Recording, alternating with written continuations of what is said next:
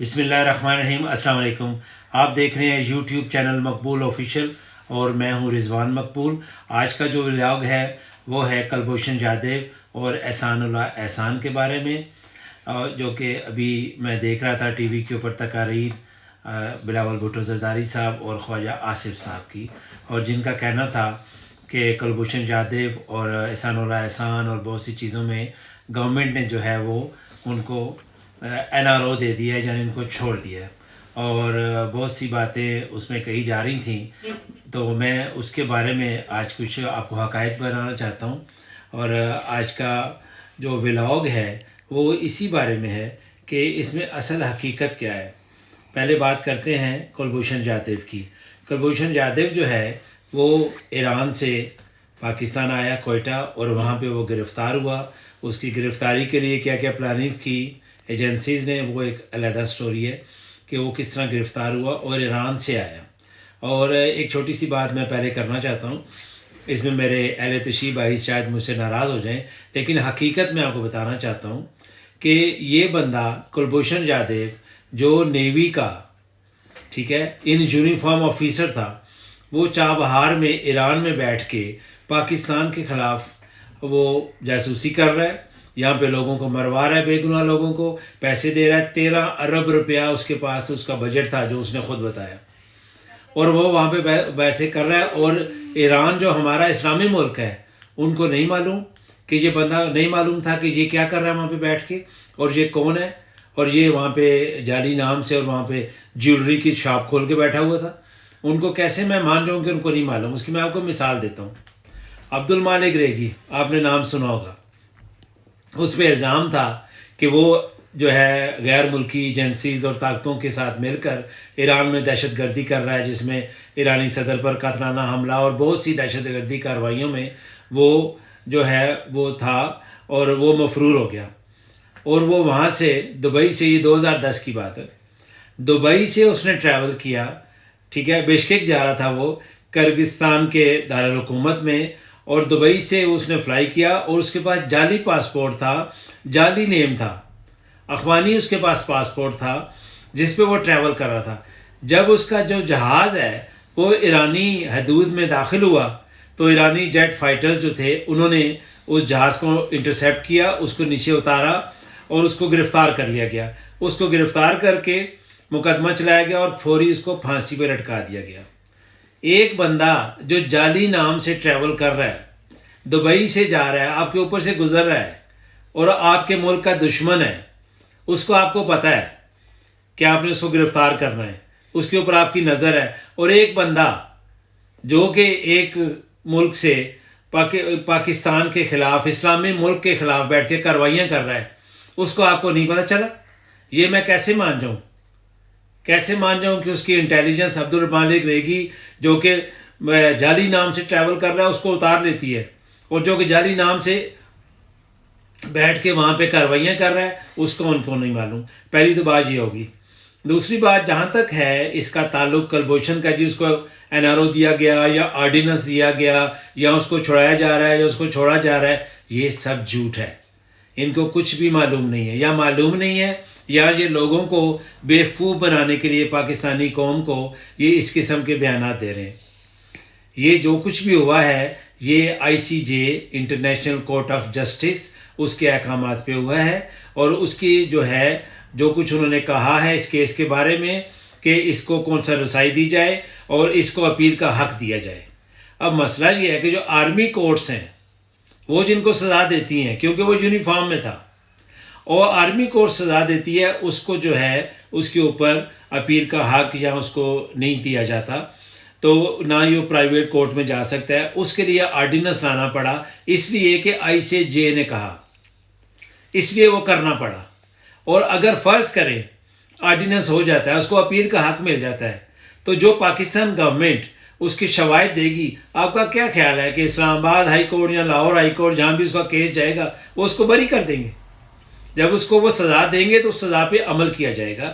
اصل میں اس کا پرابلم یہ ہے، جب یہ پکڑا گیا، پاکستان میں نواز شریف صاحب کی گورنمنٹ تھی، نواز شریف صاحب کی گورنمنٹ میں اس کو آرمی کورٹ نے سزا سنائی اور سارے پروف دیے، اور وہ خود مانا کہ میں جو ہے وہ ان یونیفارم آفیسر ہوں.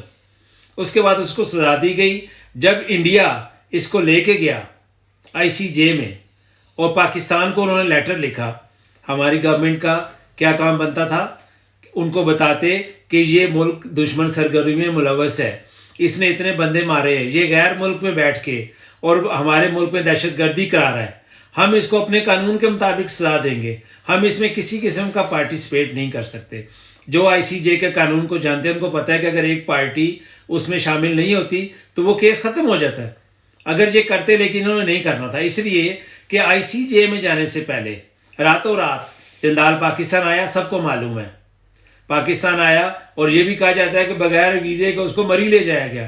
مری میں اس کی نواز شریف صاحب سے ملاقات ہوئی اور اس کے بعد اس کیس کا جب وہ آپ کے سامنے اگر یہ نہ کر دیتے تو ICJ نے آ کے کوئی زبردستی تو پاکستان پہ فیصلہ نہیں ٹھوکنا تھا. اب جب یہ وہاں چلے گئے ہیں تو اب جو ہے انٹرنیشنل لاء کے مطابق جو ICJ کہے گا آپ کو اس کے اوپر عمل کرنا ہے. اس لیے ICJ کا یہ کہنا ہے کہ اس کو جو ہے اپیل کا حق دیا جائے. اس کے لیے آرڈیننس لایا جا رہا ہے کہ اس کو اپیل کا حق دیا جائے. لیکن یہ کیسے کہہ سکتے ہیں جی کہ اس کو NRO دے دیا گیا، اس کو چھوڑ دیا جائے گا، اس کو بھیج دیا جائے گا؟ کیا جب کورٹس میں پاکستان کی کورٹس میں جائے گا تو کیا پاکستانی کورٹس اس شخص کو معاف کر دیں گی جس نے اتنے بندے مروائے پاکستان میں، جس کا اپنا بیان ہے؟ اس کو چھوڑ دیں گے؟ یہ بالکل جھوٹ ہے. یہ حقائق کا ان کو پتہ نہیں ہے، اس قسم کے یہ بیان دے رہے ہیں. دوسرا انہوں نے کہا کہ احسان اللہ احسان جس کا تعلق تحریک طالبان اور جماعت الاحرار کے ساتھ تھا، اس کو بھی NRO دے دیا گیا ہے، اس کو بھی چھوڑ دیا گیا ہے، اس کو بھگا دیا گیا ہے اور وہ مجھے جان سے مارنے کی دھمکیاں دے رہا ہے. جہاں تک اس کا تعلق ہے احسان اللہ احسان، اس کا تو شاید ان کو اصلی نام بھی نہ معلوم ہو. اس کا نام ہے لیاقت علی. اور وہ جو ہے، اور دوسرا انہوں نے کہا کہ یہ APS کے بچوں کا قاتل ہے، جبکہ APS کے جب بچوں کا ان بچے جو شہید ہوئے یا جو سٹاف شہید ہوا، اس سے پہلے احسان اللہ احسان جو ہے یہ تحریک طالبان کو چھوڑ چکا تھا. 2014 میں اس نے چھوڑی، 2014 میں وہ انسیڈنٹ ہوا، لیکن یہ اس کو چھوڑ چکا تھا. اس کے بعد یہ حزب التحریر میں شامل ہوا، جو جماعت الاحرار ہے اس میں یہ شامل ہوا، اس کا یہ ترجمان رہا. لیکن پھر یہ گرفتار ہوا، ایجنسیز نے اس کو گرفتار کیا اور اس کے بعد اس نے جو ہے سرنڈر کیا باقاعدہ اور اس کو اریسٹ کیا گیا. اس کے بعد جو اس نے معلومات دیں آپریشن کے بارے میں اور جو کچھ افغانستان کے بارے میں ہو رہا ہے اس کے بارے میں آج اگر آپ لوگوں نے سنا ہو تو UNO نے کہا ہے کہ پاکستان میں جو دہشت گردی ہو رہی ہے وہ ساری افغانستان سے ہو رہی ہے. یہ کس نے پروف دیے؟ یہی احسان اللہ احسان تھا، اسی نے پروف دیے. اور جب یہ گرفتار ہوا، جب اس کی گرفتاری ہوئی تو اس کی گرفتاری کے بعد جو افغانستان میں قاری سیف یونس اور قاری سیف محسود اور خالد حقانی جیسے طالبان کے لیڈر مارے گئے، وہ اسی کی انفارمیشن تھی، اسی نے بتایا تھا اور وہ مارے گئے. اس کے علاوہ پاکستان میں جو آپریشن ہوا اور جو یہاں پہ ان کے جو مارے گئے وہ ساری اس کی انفارمیشن تھی.